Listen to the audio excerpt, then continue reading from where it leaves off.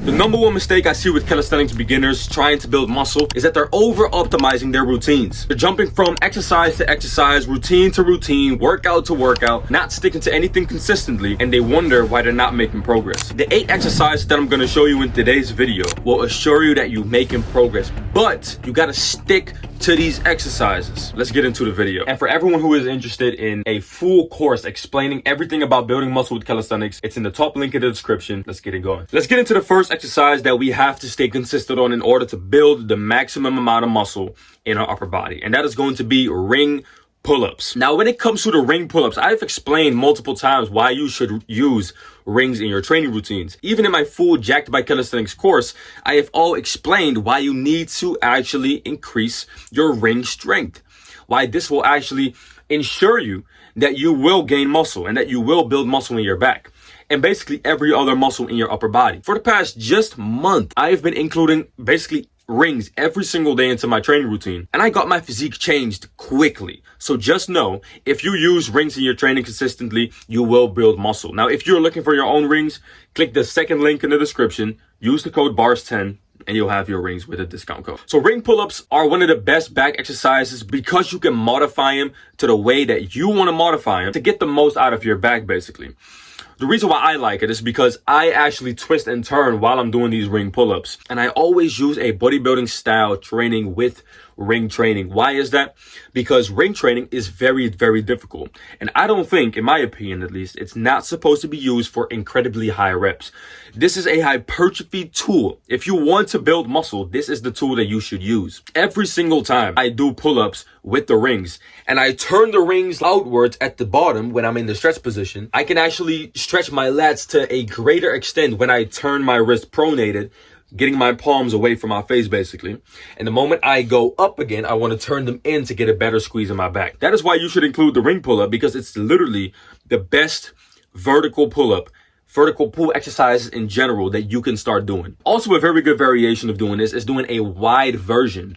The wide version assures you that you can get even a bigger stretch at the bottom if you fully let your head hang in between your arms and let your armpits just fucking fold over your shoulders like that. That's what you kind of want to imagine while you're doing this exercise. Then let's get into the second exercise, and that's going to be ring push-ups. Now, ring push-ups, for the same reason as the pull-ups, are the best chest exercise, in my opinion, ever. Okay, literally ever. Even in my Jacked by Calisthenics course, I have basically laid out a full blueprint on how you're going to train to get jacked by calisthenics, and I all laid it out in there. And this exercise is in there because it's literally a combination of a fly and a push-up. So basically a stretch-based exercise and a squeeze-based exercise is in one exercise to optimize your fucking chest gains, and you're going to get so huge from this, you wouldn't even believe it, right? So listen, for everyone who is not consistent with ring push-ups, what I recommend you doing right now is start with normal bodyweight, regular ring push-ups on an incline. So basically just having the ring set pretty high and just trying it out. Try actually getting used to the instability of the rings and just progressively overload with a couple of reps extra for about 3 sets twice a week. That is what I want you to do. It's very simple. So about 6 sets a week to 8 sets a week, you should be doing the ring push-up and progressing every single week by adding a little bit more reps. Then the thing that I want you to primarily focus on during the ring push-up is actually opening up the rings while you go down and really get a very deep stretch on your chest. So while you're going down, you want to open it up and widen it up the rings, so until you literally feel your chest just almost like ripping. You want to touch your hands almost to your chest. That's how deep you want to go. And then extend back up and not go all the way up so that you hold that squeeze there. Release it again and go down. And you want to be doing these reps quite slow. So just progress like that. Go ahead and do this at least twice a week. And then we're going to move on to exercise number 3, which is going to be the Pelican curl. So the Pelican curl is a isolation exercise for the bicep, and it's a primarily stretch-based exercise. One mistake that I see people make, and the video that I'm showing you right here, I actually do it incorrect as well. The mistake that I'm referring to is that people go all the way up with this exercise. What you do want to do is go all the way down, of course, because it's the stretch-based exercise. The stretch is going to be insane when you actually lower it quite slowly and you extend your arms fully until there's all the tension on the stretch. That's totally fine.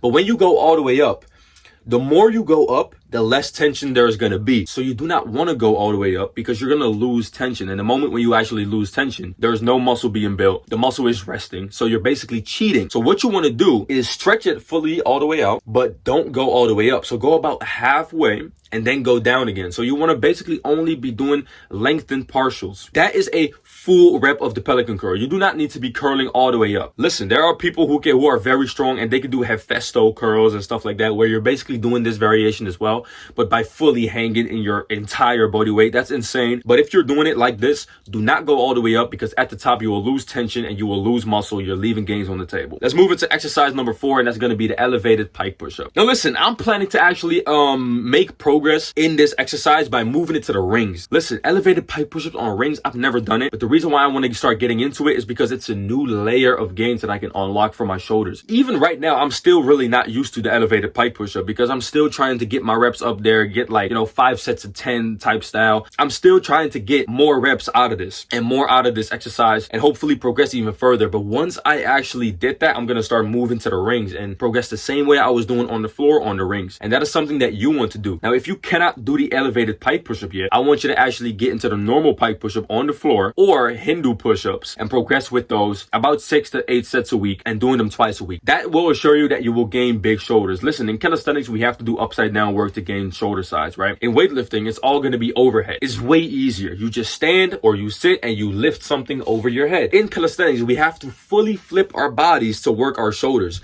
Now, if we're talking about exercises that we fully have to flip our bodies, this exercise will be the best. A lot of people, when they get into the handstand push-up and stuff like that, they need to also be holding the balance into account, which is going to be only making it more difficult. So take the balance fucking out of there. Stop doing them handstand push-ups. If you can do them totally fine and in a hypertrophy rep range, go ahead and go for it. But this exercise will assure you that you do not need to focus on balance and focus on stability and stuff.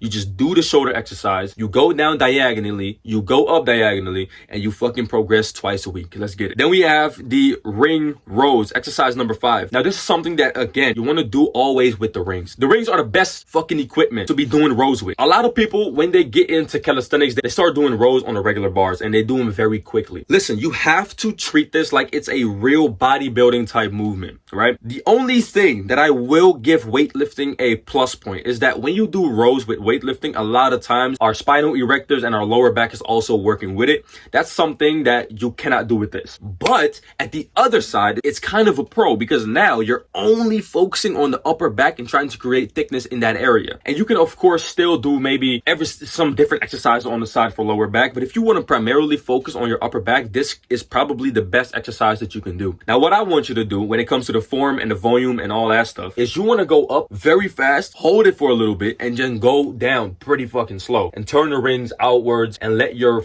back basically fold over your rib cage to get that deep stretch and then go up again. Very simple. Go ahead and do this exercise also twice a week, about 8 sets a week, and that is how you're going to gain results. Then we're moving on to the tricep push-up. Now, the tricep push-up is basically a normal push-up, but basically with your elbows fully tucked in and dragging them backwards so that you do not really use chest and shoulders. Listen, it's very difficult to use this push-up as a primarily tricep exercise. I'm able to do it because I have great mind-muscle connection, but for most people, they will struggle doing this exercise and primarily focusing on the triceps. They're basically just always going to be focusing on doing them with chest and doing them with shoulders. My tip would be, and this is something that I've never explained, my tip would be grab something where you're doing the tricep push-ups. It doesn't matter, on an incline usually. It could be a bench, it could be a parallel. Instead of grabbing the object completely and doing them like this, what I want you to do is only grab the object with your palms. So you want to be having your hands flat. So let's say this is the bar. You're going to be putting your hands right here, and that's how you're going to be pushing. You're not even want to be gripping the entire bar or gripping the bench, whatever you're doing it on. You want to be only using the fucking palms. And the moment you do that, you can only extend through your triceps, and that's how you're going to be squeezing your triceps. You have to learn to use your mind-muscle connection to work each exercise to their best potential. Now let's move into the last exercise. We're going to be doing the ring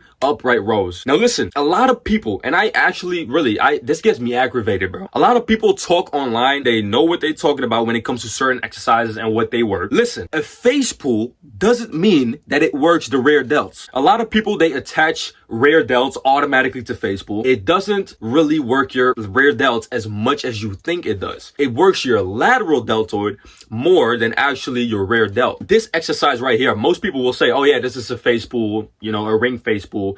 It's basically a rear delt exercise. It's literally not. It's a side lateral delt exercise. And the reason why, when you do a regular row and you pull it towards your face without externally rotating, then you will work your rear delts, because that's basically perfectly alignment with the rear delt and you're dragging it with your rear delts. But the moment you do this, it actually becomes a lateral deltoid exercise, and you can use this as a lateral raise substitute. A lot of people do not know how to train their lateral deltoids correct with calisthenics. This is how you do it. Stop thinking that it's actually a rear delt exercise. For rear delts, you would have to do this a little bit different. I will explain that in multiple videos, and I've all explained it in the Jacked by Calisthenics course. Top a link in the description to know everything about what I'm doing as of right now. So use this exercise for the width of your delts and not for your fucking rear delts. This will get your shoulders very, very fucking big, especially if you superset it with lateral raises and all that. So those were the 8 exercises that I want you to stay consistent on with calisthenics and with rings. Now, if you want rings yourself, again, go to the second link in the description and get your Gorn Nation rings right now with the code BARS10. Get 10% off, and I'll see you in the next video. And again, make sure that you go to the Jacked by Calisthenics course, get everything unlocked in there, go ahead and learn, write everything down that you need to know, come back, analyze, and go fucking achieve that dream body of yours. I'll see you in the next video, and as always, make the sacrifice and stay resilient.